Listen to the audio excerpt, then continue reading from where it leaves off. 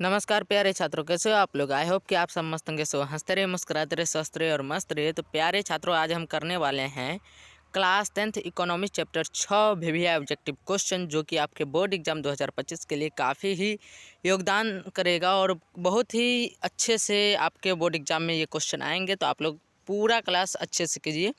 तो चलिए प्यारे साथियों, स्टार्ट करते हैं आपके क्वेश्चन। पहला क्वेश्चन देखिए। पहला क्वेश्चन आपका कह रहा है कि वैश्वीकरण के मुख्य अंक कितने हैं। वैश्वीकरण के मुख्य अंक 4 हैं, जो कि आपको ऑप्शन नंबर डी में देखने को मिल रहा है मेरे भाई। तो ऑप्शन नंबर डी आपका करेक्ट आंसर हो जाएगा। ठीक मेरे भाई, अगला क्वेश्चन पर चलेंगे। अगला क्वेश्चन क्या कह रहा है वो देखेंगे। अगला क्वेश्चन जो है वो आपका कह रहा है कि इनमें से कौन बहुराष्ट्रीय कंपनी नहीं है। तो भाई फोर्ड मोटर्स बहुराष्ट्रीय कंपनी है, सैमसंग बहुराष्ट्रीय कंपनी है, कोका कोला बहुराष्ट्रीय कंपनी है, लेकिन पार्ले बहुराष्ट्रीय कंपनी नहीं है, पार्ले इंडियन कंपनी है। तो ऑप्शन नंबर सी जो है आपका करेक्ट आंसर हो जाएगा, पार्ले। ठीक, तो ऑप्शन नंबर सी आप पार्ले लगा सकते हैं। यहाँ पर जो है पार्ले आपका जो है थोड़ा सा क्या हुआ, नीचे से हमने क्लिक कर दिया। तो यहाँ पर आप देख सकते हैं भाई, हमको लगता है ये पेन ही ठीक है ऐसे वाला। ठीक, तो पार्ले ऑप्शन नंबर सी आपका करेक्ट आंसर हो जाएगा। हम ऐसे ही अब करेंगे, टिक लगाएंगे आराम से। अगला क्वेश्चन आपका क्या कह रहा है कि ग्राहक देखभाल सेवा के लिए प्रयोग किया जाता है। ग्राहक देखभाल सेवा के लिए प्रयोग किसका किया जाता है भाई, कॉल सेंटर का। किसका, कॉल सेंटर का। कॉल करके ही ग्राहक की देखभाल किया जा सकता है। कोई नियमित ग्राहक है तो उसको कॉल करके पूछते रहिए उसका हाल चाल, कैसा हाल चाल है। ठीक, तो ये ग्राहक सेवा। जैसे आप ऑनलाइन कोर्स लेते हैं तो आपके ऑनलाइन कोर्स में जो टीम होते हैं, ठीक, वो टीम आपको कॉल करके पूछते हैं कि क्या आप कोर्स लेना चाहते हैं या फिर नहीं लेना चाहते हैं, तो ये पूछता है। ठीक, तो यहाँ पर ऑप्शन नंबर सी में जो आप देख रहे हैं कॉल सेंटर, ये आपका करेक्ट आंसर हो जाएगा। ठीक, ऑप्शन नंबर सी आपका करेक्ट आंसर है। अगला क्वेश्चन आपका कह रहा है कि दूरसंचार सुविधा नहीं है। भाई टेलीफोन दूरसंचार सुविधा है, संवाद दूरसंचार सुविधा नहीं है, लेकिन फैक्स और मोबाइल दूरसंचार सुविधा है।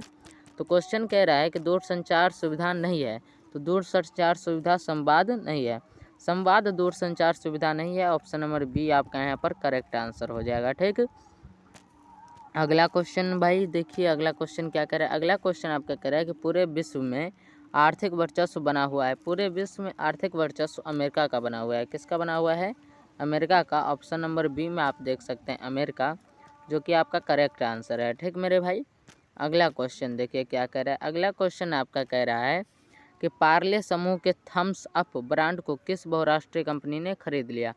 पार्ले समूह के थम्स अप ब्रांड को जो है वो कोका कोला ने खरीद लिया। किसने खरीद लिया, कोका कोला ने। ऑप्शन नंबर डी में आपको देखने को मिल रहा होगा कोका कोला, जो कि आपका करेक्ट आंसर है। तो ऑप्शन नंबर डी आपका सही आंसर हो जाएगा मेरे भाई, कोका कोला। अगला क्वेश्चन क्या कह रहा है कि व्यापार अवरोधक का उपयोग किया जाता है।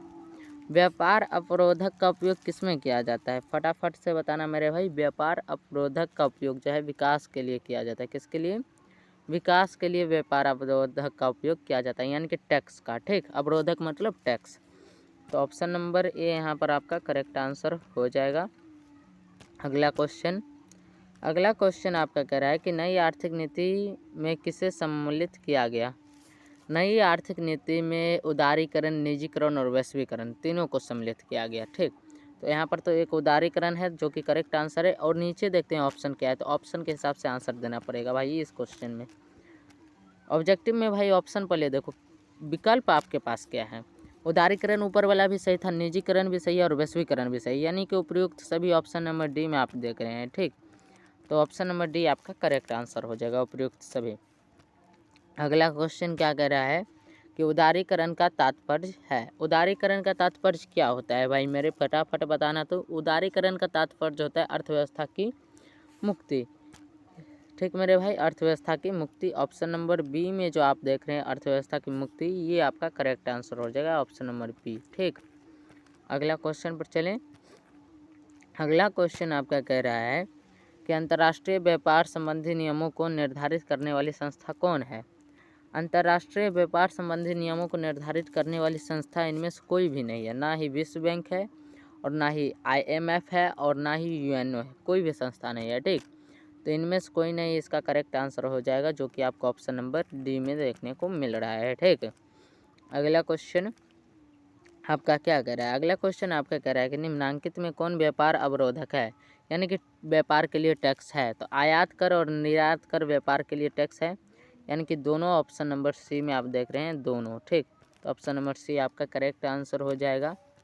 अगला क्वेश्चन आपका क्या कह रहा है कि जनसंख्या के वितरण के आधार पर वंचित परिवार की प्रतिशतता है। जनसंख्या के वितरण के आधार पर वंचित परिवार की प्रतिशतता कितना है? 51.3%। कितना है मेरे भाई? 51.3%। ऑप्शन नंबर ए आपका करेक्ट आंसर हो जाएगा। ठीक, अगला क्वेश्चन देखिए, अगला क्वेश्चन क्या कह रहा है? अगला क्वेश्चन आपका कह रहा है कि वैश्वीकरण से बिहार के किस उद्योग को प्रोत्साहन मिला है? वैश्वीकरण से बिहार में जो है पर्यटन उद्योग को क्या मिला है? प्रोत्साहन मिला है। जैसे अभी राजगीर में आप देख रहे होंगे बहुत जगह घूमने के लिए बनाया गया है, और साथ ही साथ वर्तमान में राजगीर में क्या हुआ है, तो नालंदा विश्वविद्यालय का पुनर्निर्माण हुआ है, जो कि घूमने के लिए पहले था और फिर और घूम सकते हैं लोग। इसके साथ साथ खेल का मैदान हो गया, बहुत सारा खेल का मैदान बना है आपके बिहार के राजगीर में, और वहाँ पर टूर्नामेंट वगैरह भी हो रहा है, विश्व कप भी हो रहा है। एशिया विश्व कप तो अभी नहीं हुआ, एशिया कप हुआ है। ठीक, जहाँ पर आप फुटबॉल देखे होंगे, बैडमिंटन देखे होंगे, कबड्डी देखे होंगे। तो ये सभी खेल मैदान राजगीर में बने हैं, और खेल देखने के लिए लोग आएंगे तो एक तरह से पर्यटन के लिए आएंगे, यानी कि घूमने के लिए आएंगे। तो बिहार में किस उद्योग को प्रोत्साहन मिला है? पर्यटन उद्योग को। किसको मेरे भाई? पर्यटन उद्योग को। ऑप्शन नंबर बी आपका यहाँ पर करेक्ट आंसर हो जाएगा। अगला क्वेश्चन क्या है मेरे भाई? देखिए, अगला क्वेश्चन आपका है कि वैश्वीकरण के फलस्वरूप विभिन्न देशों के बीच वृद्धि हुई है। आयात में निर्यात में दोनों में वृद्धि हुई है, आयात में भी और निर्यात में भी। वैश्वीकरण के फलस्वरूप दोनों में वृद्धि हुई, आयात में भी और निर्यात में भी, यानी कि ए और बी दोनों। ऑप्शन नंबर सी आपका यहाँ पर करेक्ट आंसर हो जाएगा। अगला क्वेश्चन देखिए क्या कह रहा है? अगला क्वेश्चन आपका कह रहा है कि राज्य नियंत्रित उद्योगों को किस नाम से संबोधित किया जाता है? राज्य नियंत्रित उद्योगों को सार्वजनिक उपक्रम नाम से संबोधित किया जा सकता है, लोक उपक्रम नाम से संबोधित किया जा सकता है, राजकीय उपक्रम नाम से संबोधित किया जा सकता है, यानी कि उपयुक्त सभी ये तीनों नाम दे सकते हैं राज्य नियंत्रित उद्योगों को। ठीक, तो ऑप्शन नंबर डी आपका करेक्ट आंसर हो जाएगा मेरे भाई। ठीक, अगला क्वेश्चन पर चलेंगे। अगला क्वेश्चन आपका कह रहा है कि वैश्वीकरण से लाभान्वित होते हैं। वैश्वीकरण से कौन लाभान्वित होंगे भाई? उपभोक्ता और उत्पादक दोनों। भाई उपभोक्ता कौन हो जाएगा? जो सामान खरीद के यूज कर रहा है। उत्पादक कौन हो जाएगा? जो सामान बना के बेच रहा है। तो वैश्वीकरण से उत्पादक को तो क्या हो रहा है? लाभ हो ही रहा है, उपभोक्ता को भी लाभ हो रहा है। वैश्वीकरण से उपभोक्ता उस चीज़ का यूज कर पा रहा है अच्छे से। ठीक, तो ऑप्शन नंबर सी में जो आप देख रहे हैं ए और बी दोनों, ये आपका करेक्ट आंसर हो जाएगा। ठीक, अगला क्वेश्चन देखेंगे। तो अगला क्वेश्चन क्या कह रहा है आपका कि भारत में राज्य नियंत्रित उद्योग के उदाहरण हैं। भारत में राज्य नियंत्रित उद्योग के उदाहरण क्या हो जाएंगे? डाक तार विभाग राज्य के अंदर रहता है, रेलवे राज्य और केंद्र दोनों के अंदर रहता है, तो इसमें राज्य नियंत्रित उद्योग के उदाहरण में ले सकते हैं रेलवे को। सुरक्षा उद्योग राज्य के अंदर रहता है और केंद्र में भी रहता है। ठीक, तो ये सभी जो है यहाँ पर आपका करेक्ट आंसर हो जाएगा। भारत में राज्य नियंत्रित उद्योग के उदाहरण डाक तार विभाग भी हो जाएगा, रेलवे और सुरक्षा उद्योग भी, यानी कि ये सभी हो जाएगा। ठीक, अगला क्वेश्चन आपका कह रहा है कि निम्नांकित में बहुराष्ट्रीय कंपनी है।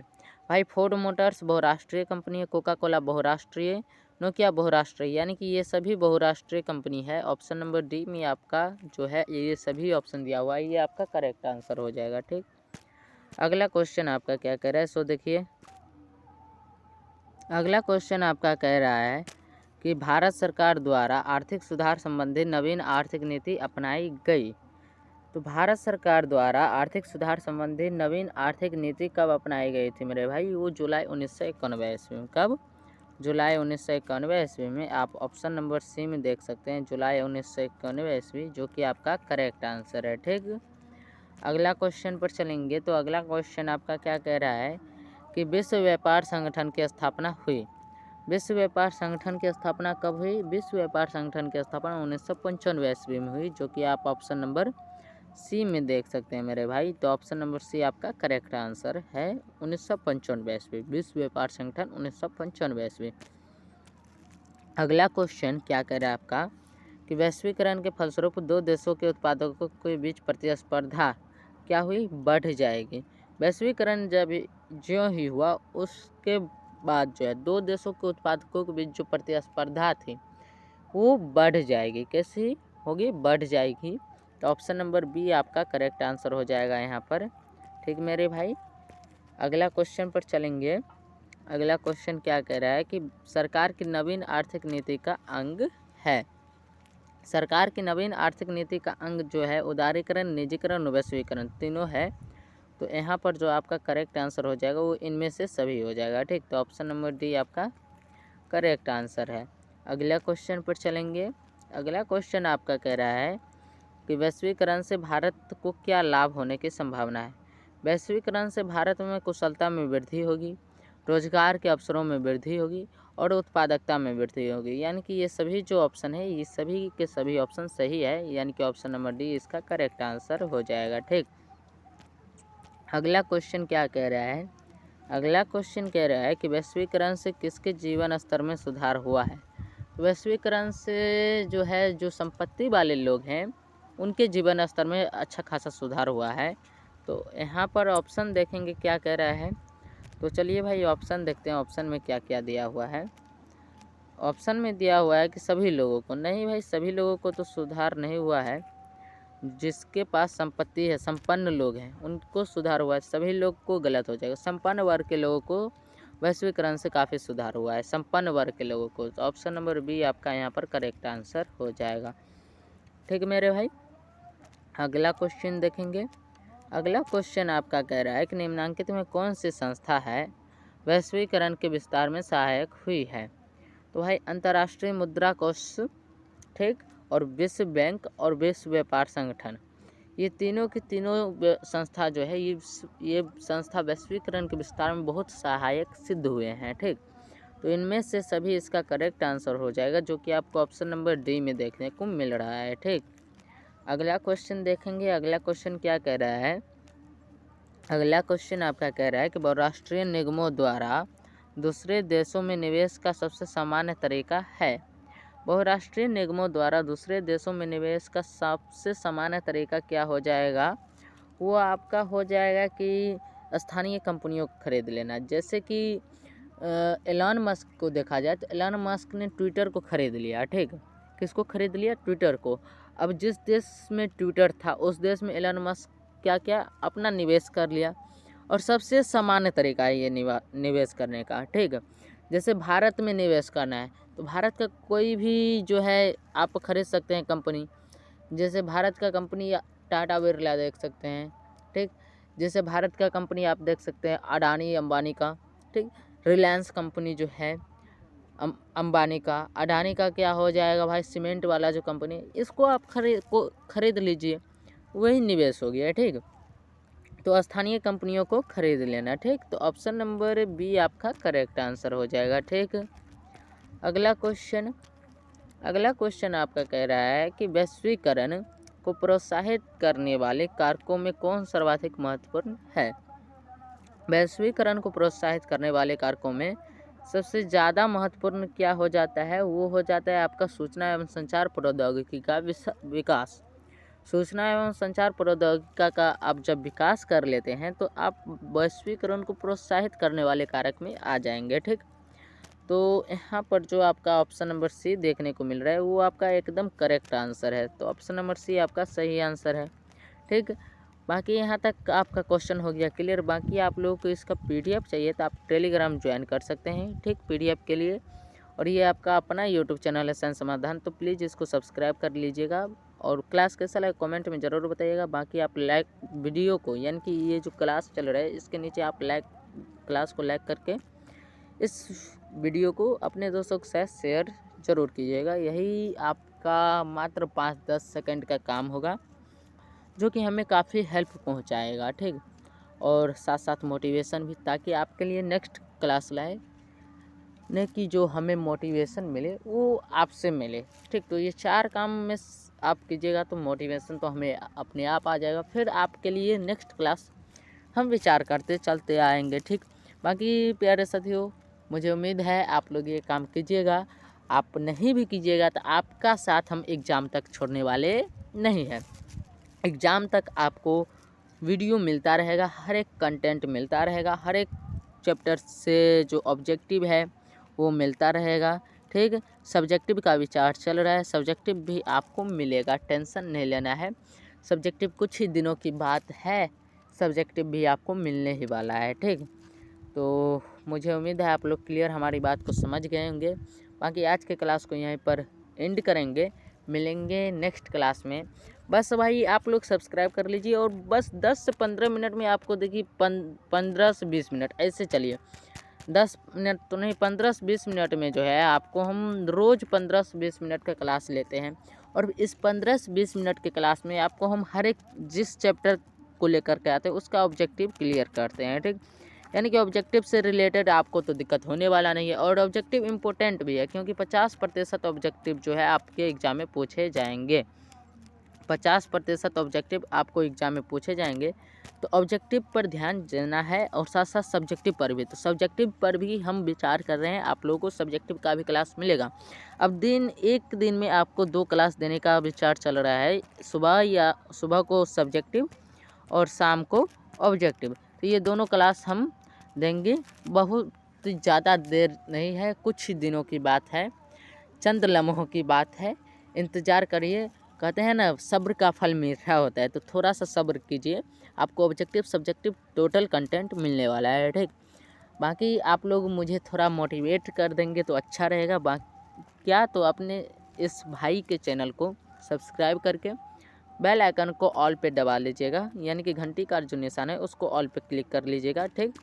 और रोज़ क्लास किया कीजिए, ठीक, ताकि हम मोटिवेट हों और आप लोगों के लिए जितना हम सोच सकें उतना ज़रूर करें, ठीक। बाकी मिलते हैं नेक्स्ट क्लास में, तब तक के लिए जय हिंद, जय भारत, वंदे मातरम।